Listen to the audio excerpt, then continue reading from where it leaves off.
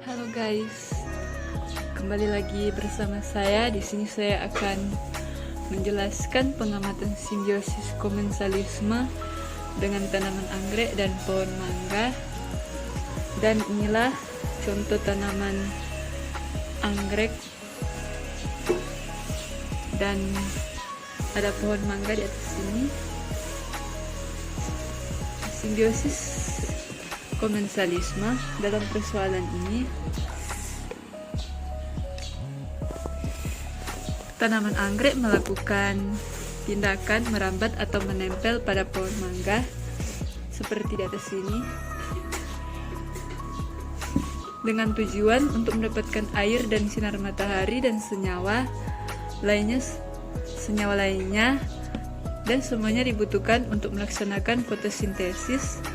Dengan cara tanaman anggrek mendapatkan air dengan cara menyerap air dan mineral yang terdapat pada kulit pohon mangga. Selain itu juga tanaman anggrek sanggup menyerap dari batang yang telah rapuh.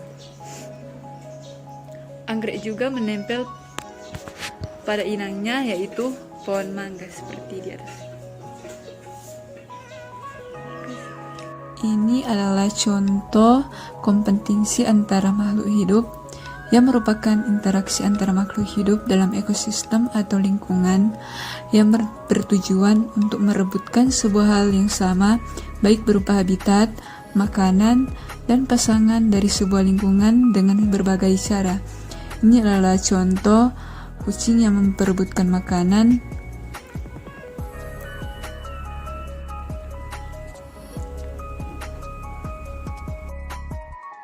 Interspesifik adalah persaingan yang terjadi antara organisme atau individu yang memiliki spesies yang sama, contohnya singa. Yang kedua, kompetensi interspesifik adalah persaingan yang terjadi antara organisme atau individu yang berbeda spesies, contohnya eceng gondok dan kangkung air yang sama-sama tumbuh di dalam air. Hewan ini termasuk di dalam kelompok kompetensi intraspesifik karena persaingan yang terjadi antara organisme atau individu yang memiliki spesies yang sama, contohnya singa yang merebutkan wilayahnya. Tumbuhan ini termasuk di dalam kelompok kompetensi interspesifik di mana persaingan yang terjadi antara organisme atau individu yang berbeda spesies, contohnya eceng godok dan kangkung air yang sama-sama tumbuh di dalam air. Saat ini saya akan menjelaskan tentang sampah. Pengertian sampah yaitu sampah adalah material sisa yang sudah tidak diinginkan lagi setelah berakhirnya suatu proses. Sampah dikategorikan menjadi dua, yaitu sampah organik dan sampah anorganik. Yang pertama, sampah organik. Sampah organik yaitu sampah yang mudah membusuk dan dapat terurai sendiri.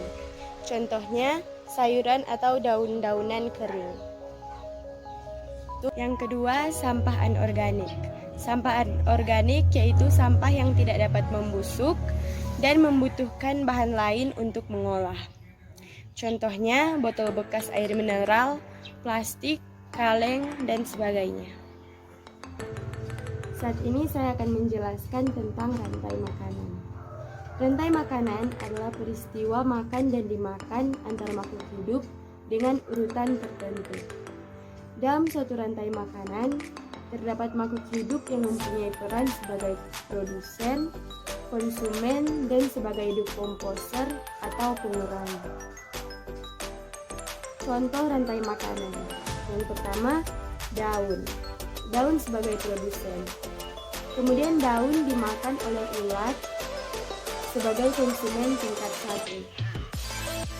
Selanjutnya, ulat dimakan oleh ayam sebagai konsumen tingkat 2 atau konsumen sekunder. Kemudian ayam dimakan oleh manusia sebagai konsumen ketiga. Dan pada akhirnya, manusia akan mati dan diuraikan oleh dekomposer, dalam hal ini jamur atau fungi. Terima kasih. Simbiosis mutualisme adalah hubungan interaksi antara dua makhluk hidup atau lebih yang saling menguntungkan. Untuk contoh simbiosis mutualisme, yaitu hubungan antara manusia dan bakteri Escherichia coli. Bakteri Escherichia coli adalah bakteri yang hidup di dalam tubuh manusia. Manusia memperoleh keuntungan dari bakteri ini.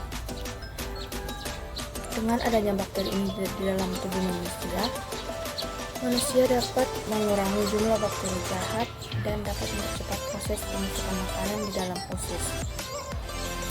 Sedangkan untuk bakteri Escherichia coli sendiri, dia memperoleh keuntungan dengan mendapatkan makanan dari sisa-sisa makanan yang ada di dalam usus manusia.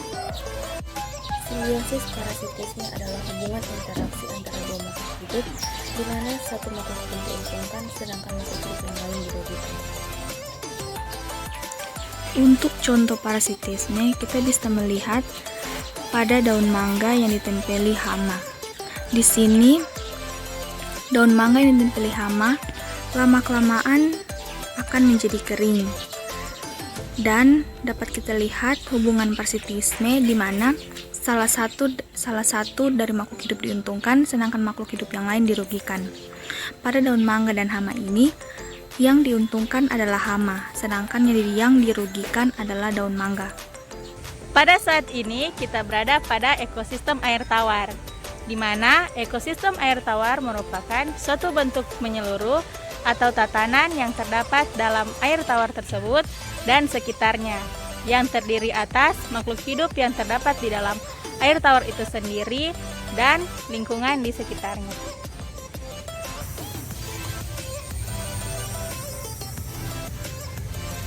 Pada ekosistem air tawar ini terdapat komponen abiotik dan komponen biotik. Komponen biotiknya yaitu ikan, plankton, katak, keong, dan burung. Dan komponen abiotiknya yaitu sinar matahari, tanah, batu, udara, dan suhu. Seperti itulah ekosistem yang ada pada air tawar. Kepadatan populasi.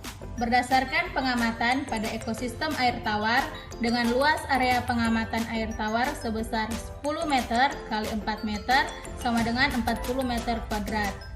Dan didapati populasi yang ditemui yaitu yang pertama 50 ekor ikan, yang kedua 6 katak, dan yang ketiga 15 keong. Dan menghitung kepadatan populasinya yaitu yang pertama 50 ikan dibagi dengan luas area pengamatan yaitu 40 sama dengan 1,25 meter kuadrat. Dan yang kedua 6 katak dibagi dengan 40 sama dengan 0,15 meter kuadrat. Dan yang ketiga 15 keong per 40 sama dengan 0,375 meter kuadrat. Seperti itulah kepadatan populasi yang didapati pada ekosistem air tawar.